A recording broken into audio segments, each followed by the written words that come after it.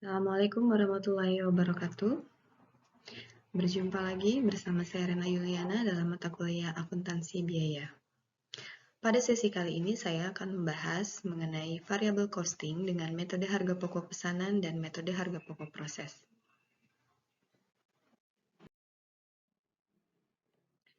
Variabel costing merupakan metode penentuan kos produksi yang hanya memperhitungkan biaya produksi yang berperilaku variabel saja. Dengan menggunakan metode variable costing, biaya overhead pabrik tetap diperlakukan sebagai period cost dan bukan sebagai unsur harga pokok produk, sehingga biaya overhead pabrik tetap dibebankan sebagai biaya dalam periode terjadinya. Dalam kaitannya dengan produk yang belum laku dijual, BOP tetap tidak melekat pada persediaan tersebut, tetapi langsung dianggap sebagai biaya dalam periode terjadinya. Penundaan pembebanan suatu biaya hanya bermanfaat jika dengan penundaan tersebut diharapkan dapat dihindari terjadinya biaya yang sama periode yang akan datang.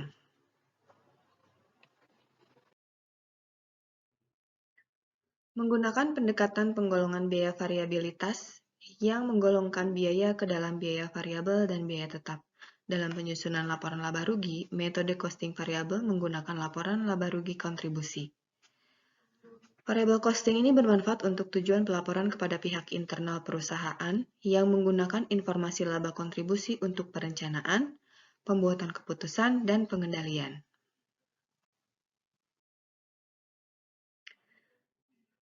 Metode full costing itu merupakan penentuan kos produksi yang memperhitungkan semua unsur biaya produksi, baik yang variabel maupun yang tetap. Unsur biayanya terdiri dari biaya bahan baku, biaya tenaga kerja langsung, biaya overhead pabrik variabel, biaya overhead pabrik tetap. Nah, semuanya dijumlahkan, maka itu adalah jumlah biaya produksi. Kemudian ditambah biaya non-produksi, seperti biaya pemasaran, biaya administrasi, dan umum. Sedangkan variable costing itu merupakan metode penentuan kos produksi yang hanya memperhitungkan biaya produksi yang berperilaku variabel saja. Unsur biayanya terdiri dari biaya bahan baku, biaya tenaga kerja langsung, biaya overhead pabrik variabel. Kemudian ditambah dengan biaya non-produksi variabel seperti biaya pemasaran variabel, biaya administrasi dan umum variabel. Ditambah juga dengan biaya tetap seperti BOP tetap, biaya pemasaran tetap, biaya administrasi dan umum tetap. Perbedaan full costing dan variable costing. Yang pertama, perhitungan harga pokok produksi yang berbeda. Perbedaannya untuk metode full costing itu menggunakan beban overhead pabrik tetap dan variabel, sedangkan variable costing itu hanya mengikutsertakan biaya overhead variabel saja. Beban overhead pabrik sendiri itu merupakan biaya produksi yang tidak termasuk dalam bahan baku dan beban tenaga kerja langsung. Yang kedua, pelaporannya pada laporan laba rugi. Nah, dari segi laporannya juga berbeda antara metode full costing dan variable costing. Jika menggunakan metode full costing, biaya overhead akan dilaporkan jika produk sudah terjual. Untuk metode variable costing, baik produk terjual atau tidak, maka biaya overhead akan tetap dilaporkan, sehingga pos pendapatan perusahaan akan berkurang. Yang ketiga, itu terletak pada perlakuan biaya periodenya. Dalam metode full costing, biaya periode dianggap sebagai biaya yang tidak berhubungan dengan biaya produksi, namun tetap mengurangi laba perusahaan. Nah, biaya periode menurut metode variable costing itu ikut dibebankan dalam produksi. Nah, ini adalah skema untuk metode full costing dan variable costing. Untuk full costing, nah itu terdiri dari biaya bahan baku, biaya tenaga kerja langsung, biaya overhead pabriknya itu terdiri dari yang tetap dan yang variabel. Itu dalam perhitungan harga pokok produksinya. Dan harga pokok produknya itu ditambah dengan biaya komersialnya. Sedangkan dalam variable costing, perhitungan harga pokok produksi variabelnya itu hanya melibatkan biaya bahan baku, biaya tenaga kerja langsung, dan BOP variabel saja. Dan harga pokok produknya itu dengan cara menjumlah harga pokok produksi variabel dengan biaya administrasi dan umum, biaya pemasaran, dan biaya periode. Adapun ini adalah manfaat informasi yang dihasilkan oleh variable costing. Yang pertama, perencanaan dalam laba jangka pendek. Nah, dalam penyusunan anggaran, ya, manajemen itu berkepentingan untuk menguji dampak setiap alternatif yang akan dipilih terhadap laba perusahaan. Karena dalam jangka pendek, biaya tetap itu tidak berubah. Nah, maka informasi yang relevan dengan perencanaan laba jangka pendek adalah informasi yang berdampak terhadap hasil penjualan dan biaya variabel yang merupakan komponen untuk menghitung laba kontribusi dan rasio laba kontribusi. Misalkan, dalam menyusun anggaran, manajemen puncak itu mempertimbangkan rencana untuk menaikkan harga jual produk sebesar 10%, dan diperkirakan tidak akan mengurangi kuantitas produk yang akan dijual. Jika biaya variabel dan biaya tetap tidak mengalami perubahan, dampak kenaikan harga jual tersebut terhadap laba jangka pendek adalah dengan cara menghitung rasio laba kontribusi dikali dengan persentase kenaikan harga jual. Maka, jika rasio laba kontribusinya itu 40%, dengan adanya rencana kenaikan harga jual produk sebesar 10%, itu akan menaikkan laba bersih sebesar 4%. Ya, yaitu dihitung dari 40% dikali 10%. Ya, 40%-nya itu tadi rasio laba kontribusinya, ya, yang 10%-nya itu adalah persentase kenaikan harga jual. Nah, selanjutnya, dalam jangka pendek, biaya tetap tidak berubah dengan adanya perubahan volume kegiatan, sehingga hanya biaya variabel yang perlu dipertimbangkan oleh manajemen. Laporan laba rugi variable costing itu menyajikan dua ukuran penting. Satu, laba kontribusi, dan yang kedua adalah operating leverage. Nah, ini contohnya hasil penjualan. Nah, ini hasil penjualan ada biaya variabel ya. Jadi, laba kontribusi itu diperoleh dari pengurangan hasil penjualan dan biaya variabel. Ya, ini. Sedangkan laba bersih itu merupakan hasil pengurangan dari laba kontribusi dengan biaya tetap. Nah, sehingga rasio laba kontribusi ini bisa diperoleh dari laba kontribusi dibagi dengan hasil penjualan. Sedangkan operating leverage-nya itu diperoleh dari laba kontribusi dibagi dengan laba bersih. Yang kedua itu pengendalian biaya. Dalam variable costing, ya, period cost yang terdiri dari biaya tetap itu dikumpulkan dan disajikan secara terpisah dalam laporan laba rugi, yaitu sebagai pengurang terhadap laba kontribusi. Dan ada yang disebut dengan discretionary fixed cost, yaitu biaya yang berperilaku tetap karena kebijakan manajemen dan dalam jangka pendek itu dapat dikendalikan manajemen. Contohnya itu biaya iklan. Ada pula yang disebut dengan committed fixed cost. Itu adalah biaya tetap yang dikeluarkan yang tidak dapat dikurangi, ya, guna mempertahankan kemampuan perusahaan dalam memenuhi tujuan jangka panjang perusahaan yang timbul dari kepemilikan pabrik, equipment, dan organisasi pokok. Dan dalam jangka pendek itu tidak dapat dikendalikan oleh manajemen. Contohnya, biaya depresiasi, sewa, asuransi, dan gaji karyawan inti. Nah, dengan dipisahkannya biaya tetap dalam laporan laba rugi, variable costing, manajemen dapat memperoleh informasi discretionary fixed cost terpisah dari committed fixed cost, sehingga pengendalian biaya tetap dalam jangka pendek itu dapat dilakukan oleh manajemen. Dan yang ketiga, itu untuk pengambilan keputusan. Variable costing menyajikan data yang bermanfaat untuk pembuatan keputusan jangka pendek, khususnya untuk penentuan harga jual jangka pendek. Dalam metode variable costing, apabila harga jual telah menghasilkan laba kontribusi guna menutup biaya tetap adalah lebih baik daripada harga jual yang tidak menghasilkan laba kontribusi sama sekali. Selain memiliki manfaat, metode variable costing pun memiliki kelemahan. Di antaranya, 1. Pemisahan biaya ke dalam biaya variabel dan tetap itu sebenarnya sulit dilaksanakan, karena jarang sekali suatu biaya itu benar-benar variabel atau benar-benar tetap. Nah, suatu biaya itu digolongkan sebagai suatu biaya variabel jika asumsi ini dapat dipenuhi, misalkan ya, bahwa harga barang atau jasanya tidak berubah. Nah, itu misalkan konsumsi solar untuk diesel listrik itu tergantung pada kegiatan pabrik. Maka biaya solar adalah biaya variabel dengan asumsi harga belinya tidak berubah. Karena apabila berubah harganya, maka biaya bahan bakar tersebut tidak lagi berubah sebanding dengan perubahan kegiatan produksi. Lalu, bahwa metode dan prosedur produksi itu tidak berubah-ubah dan bahwa tingkat efisiensi pun tidak berfluktuasi. Sedangkan biaya tetap itu dapat dibagi menjadi dua kelompok. Yang pertama, biaya tetap yang dalam jangka pendek dapat berubah. Misalnya, gaji manajer produksi, pemasaran, keuangan, serta gaji manajer akuntansi. Nah, yang kedua, itu ada biaya tetap yang dalam jangka panjang itu konstan.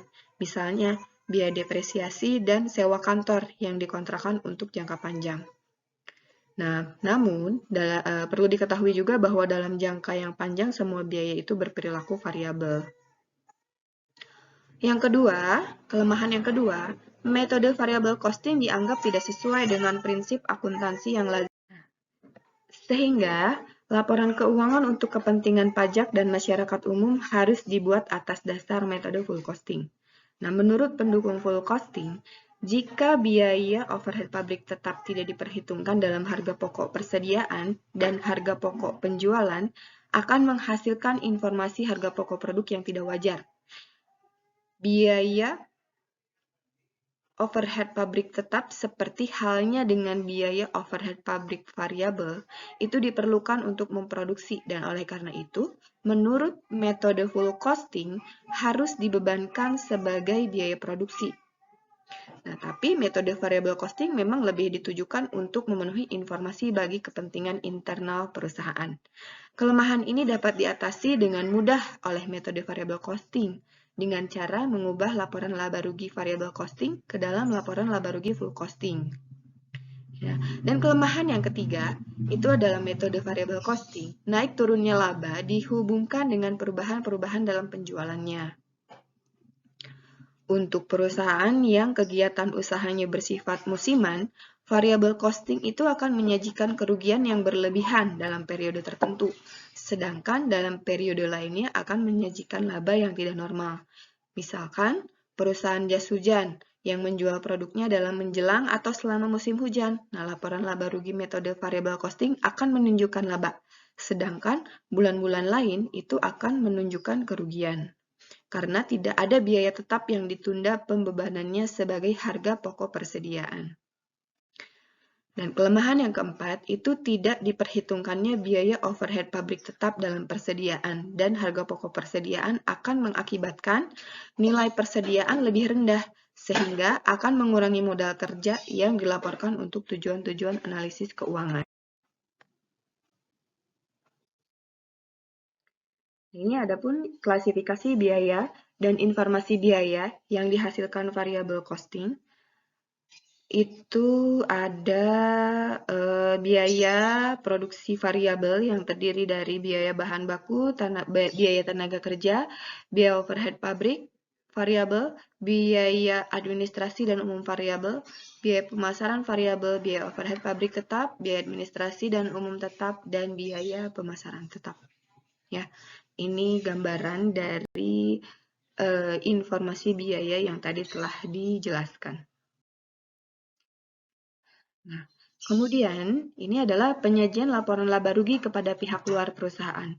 Jika perusahaan menggunakan metode variable costing dalam akuntansi biayanya, maka untuk menyajikan laporan laba rugi bagi kepentingan pihak luar, perlu dilakukan perubahan unsur biaya yang diperhitungkan dalam harga pokok persediaan barang dalam proses, persediaan barang jadi, dan harga pokok penjualan.